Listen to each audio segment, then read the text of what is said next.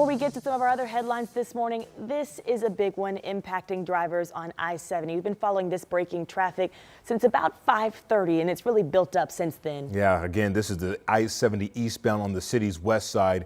I'm Matthew Foltz in for Julia this morning. We do want to get right to Lindsay, who has been tracking this, Lindsay. And what do we know right now about this? Yeah, we know that multiple vehicles were involved in a crash located in between Holt Road and Harding Street on the city's near west side. And because of that, investigation that is ongoing. They have closed down all of the lanes of I-70 eastbound at Holt Road. You can see the closure here. Traffic is being diverted off at Holt Road. So do want you to be prepared for some slowdowns leading up to that on and off ramp system. We've got brake lights now all the way back past the west side of town, almost approaching that Sam Jones Expressway. So this is where the closure is located in between Holt and Harding Street. This ramp is open to get back on I-70 eastbound. If you stay on I-70 and you stay in the backup, you'll take Morris Street over to Harding, or I recommend getting off before the slowdown starts over at Sam Jones Expressway. You can take that to Kentucky Avenue and then Harding Street to then re-enter I-70 eastbound at that on and off ramp system. If you utilize that Sam Jones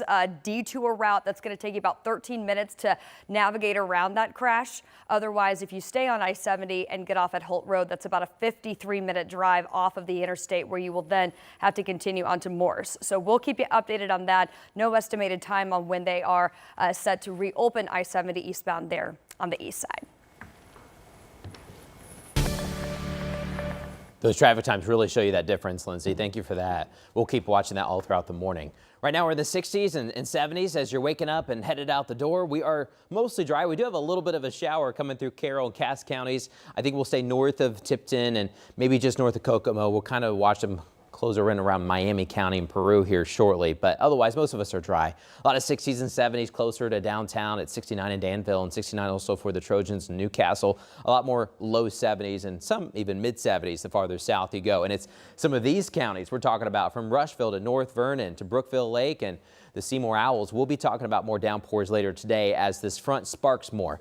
Now, the front was back off to the north and west yesterday, so many of us in northern and western and parts of central Indiana, we got drenched, while areas south and east, very hit or miss. Today, we flip-flopped that. Very hit or miss to the north and west, and we're still getting a little shower behind the front, but you really need to be on the south and east side of the front to get more of those bigger downpours later this afternoon and evening. So coming up, we're going to time out when you can see some of that rain, and we'll go through the rain zones of who has that highest chance throughout the afternoon, and then we'll also show you the evening chances as well. Julia. All right, thank you, Matt. This morning, it was a tough start to the week after a violent weekend across Indianapolis. This is a look at one of the crime scenes. This was a big story in downtown this weekend. Yeah, that violent weekend stretching into the start of this week. Just within the last 2 hours, Metro Police confirming 2 gunshot victims walked into Eskenazi. Hours later, 2 other gunshot victims walked into another hospital. So now community leaders are once again searching for solutions. Right now, we know in total at least 21 people were shot. Take a look at the map on the left side of Anna there. 5 of them deadly. And Anna Chalker joins us live this morning about the latest in this downtown mass shooting that now has city leaders' attention. Good morning, Anna. Good morning to you too. Frustration, sadness, then all of that turning into determination. That's the emotion city leaders shared with us this weekend. Now that shooting happened right here at the intersection of Washington and Illinois, just behind me here. And I'll tell you, while we were out here throughout Saturday morning, hundreds of people were down here as well. And IMPD Chief Chris Bailey telling us the majority of the people here, unsupervised kids walking around the area. So I want to show you what that scene looked like.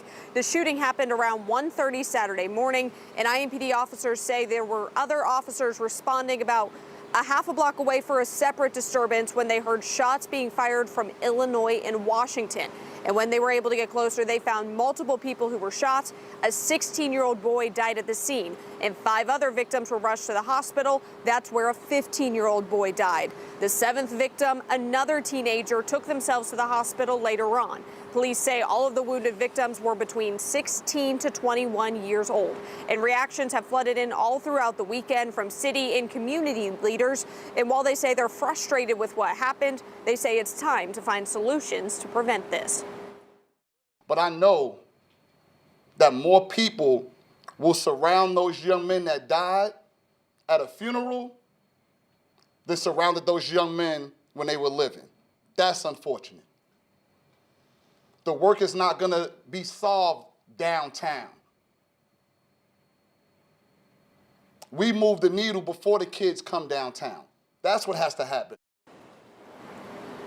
We have reached out to IMPD for updates in this case. So far, no arrests have been made, and we are unclear of a motive right now. But the department says several other juveniles were arrested that night as well for separate incidents. So now the big question now, what can be done to prevent this from happening again? Well, that has been the question all city leaders have asked all weekend long, and we'll talk about those coming up at 6:30. But it's not just on the law side of things, it's the preventative interacting with these kids' sides as well. So all of that will be coming up at 6:30. Yeah, so not only what can be done, what will be done is the big question too, Anna. Thank you. We'll check in with you soon. Well, right now, another Indianapolis mother is remembering the son she lost to gun violence. Yeah, vigil and a balloon release was held over the weekend for Jeremiah Cotton. He died June 27th after he was shot in an apartment in Cumberland. His mother says Jeremiah was a goofy kid, always having fun. And she says while she is still grieving the loss of her son and wants answers in this investigation, she realizes she has to be strong for the rest of her kids. I normally wipe my tears and just be like, okay, you know, I still got 4 living kids, so I definitely have to be strong for them as well. And, you know, I can't break all the way, you know, because I have to hold them up. Well, Cumberland police first said that Cotton was in an apartment with 5 other young people when he picked up a gun and accidentally shot himself, according to those witnesses. The oldest person in the apartment was 18 years old. But now the Marion County Coroner's Office says that Cotton could not have shot himself. His death is now being investigated as a homicide. The search will start back up this morning for a 14-year-old boy who went underwater and never came back up. IFD divers were called to Kessler Boulevard and Fall Creek Parkway. This was the scene just before 6:30 last night with that search just starting. Family members say the boy got in the water from a pontoon boat to swim and didn't resurface. Search operations had to stop around 7:30 because the weather was taking a turn. At 9:30 that night, they transitioned to a body recovery before stopping for the night. And in Boone County, 3 people died in a crash just east of Lebanon. The sheriff's office there says 2 vehicles crashed over on State Road 32 around 6 yesterday evening. 3 people were trapped in one of those cars. They all died at the scene. The people in the second car, we're told, were rescued and taken to a hospital here in Indianapolis.